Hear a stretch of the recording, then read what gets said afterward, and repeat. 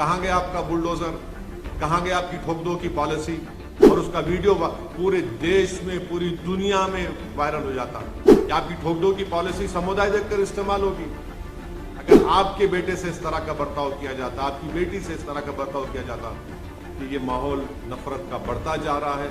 اور ایسے ماحول میں ہم کو انصاف کی لڑائی لڑنے سے بھی روکا جا رہا ہے. تو میں امید کرتا ہوں کہ بھارتیہ جنتا پارٹی کے اتر پردیش کے مکھیہ منتری اس پر ریاکٹ کریں گے. اور بڑی تکلیف مجھے ہو رہی ہے کہ ایک بیلیبل سیکشن لگا دیا گیا ٹیچر پر. جوینائل جسٹس ایکٹ ہے, وہ صاف کہتا ہے کہ سیکشن 75 جوینائل جسٹس ایکٹ وہ لگانا چاہیے ان کے اوپر, 5 سال کی سزا کا پروویژن اس میں ہے, مگر ٹیچر پر نہیں لگایا گیا. لگاتے آپ تاکہ اب ان کی بیل بھی ہو گئی ہے. یہ آپ کا انصاف ہے اتر پردیش کی یوگی آدتیہ ناتھ کی سرکار کا. کہاں گیا آپ کا بلڈوزر, کہاں گیا آپ کی ٹھوک دو کی پالیسی. کیا آپ کے بلڈوزر ٹھوک دو کی پالیسی صرف سمودائے کو دیکھ کر چلے گا؟ کیا آپ کی ٹھوک دو کی پالیسی سمودائے دیکھ کر استعمال ہوگی؟ زندگی بھر کا ایک سائیکالوجیکل امپیکٹ اس معصوم بچے پر پڑ چکا ہے. میں ان کے والد سے آج صبح میں بات کر کے ان سے میں ریکویسٹ کیا کہ آپ اپنے بچے کی تعلیم کو جاری رکھنے کے لیے آپ حیدرآباد بھی جائیے, ہم حیدرآباد میں اس کو تعلیم دلائیں گے. تو اس والد نے مجھ سے کہا کہ اویسی صاحب آپ کا شکریہ, مگر میرے بیٹی کی عمر 7 سال کی ہے.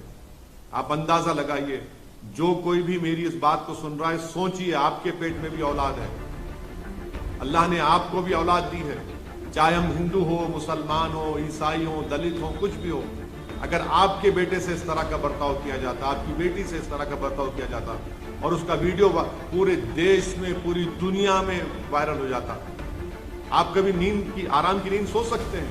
ہاں, وہ لوگ نیند کی آرام کی نیند سو سکتے ہیں جن کے دلوں میں مسلمانوں کی نفرت بھری گئی, جن کے دلوں میں انسانیت نہیں ہے, جن کے دلوں میں شیطانیت بھری ہوئی ہے. مجھے بڑا افسوس ہوا, تکلیف ہو رہی ہے کہ اتر پردیش کی سرکار نے اس پرنسپل کو بچانے کے لیے, کیونکہ وہ مسلمان نہیں ہے, ان پر آپ نے بیلیبل سیکشن لگا دیا. مجھے 1930 کا جرمنی یاد آ رہا ہے, جب 1930 کے جرمنی میں یہودی بچوں سے, چھوٹے معصوم بچوں سے, ان کے ہاتھوں سے اس بلیک بورڈ پر لکھا جاتا کہ تم لکھو اپنے ہاتھوں سے کہ یہودی جرمنی کے لیے بڑا خطرہ ہے, ہوشیار رہو. آج وہی حال بھارت کے مسلمانوں سے کیا جا رہا ہے. اب صرف کیا کرسٹل لاک موومنٹ ہونا باقی ہے؟ وہی حال پہ ہم اسی روش پر چل رہے ہیں. یہ ہماری دیش کے لیے ٹھیک نہیں ہے. میں آپ تمام سے یہی اپیل کرنے کے لیے آپ کے درمیان میں آیا ہوں کہ ہم کو اس نفرت کے خلاف بے باکی سے مقابلہ کرنا پڑے گا. میں پھر سے کہہ رہا ہوں, آپ مجھ پر لاکھ الزام لگا لو, یاد رکھو حالات اس وقت تک نہیں بدلیں گے جب تک آپ مسلم سمودائے اپنی ایک سیاسی لیڈرشپ کو نہیں بنائے گا. ایک ویڈیو دیکھ کر تم روتے ہو, نوح کے برباد ہوئے گھروں کو دیکھ کر تم روتے ہو, بلڈوزر چلتا ہوا تم اپنی آنکھ میں آنسو لاتے ہو. ارے ایک بزدلی کے مظاہرے کرنا چھوڑو, رونا چھوڑو, ایک سیاسی طاقت بنو, ہمت دلاؤ اپنے آپ کو, نا امیدی کو کوئی قریب آنے مت دو. یہ حال ہو رہا ہے. اگر آج بھی آپ بیدار نہیں ہوں گے تو کیا صبح قیامت میں آپ بیدار ہوں گے؟ میں امید کرتا ہوں کہ آپ لوگ بے باکی سے اپنی اولاد کو پڑھائیں گے, لکھائیں گے. اور بے خوفی کس کو کہتے ہیں؟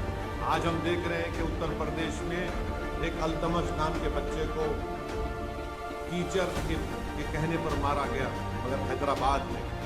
آج حیدرآباد پارلیمنٹ کانسٹیٹوئنسی میں چندرائن گنڈا اسمبلی سیگمنٹ میں جس کے ایم ایل اے اکبر الدین اویسی ہے, ان کی نمائندگی پر, ان کے ریپرزنٹیشن پر تلنگانہ کی KCR کی سرکار نے ایک Telangana minority residential junior college بنایا. آپ کو جان کر خوشی ہوگی کہ یہاں پر آپ کی ایک سیاسی طاقت ہے, ایک لیڈرشپ ہے. ہم نے یہ Telangana minority residential junior college بنوایا اکبر الدین اویسی نے. یہاں کے اس ریزیڈینشل مائنورٹی کالج کے 5 بچے نیٹ کوالیفائی کر کے ان کو گورنمنٹ کے میڈیکل کالج میں ایڈمیشن ملا. آج دارالسلام MIM ہیڈ کوارٹر پر میں نے ان 5 بچوں کو بلایا.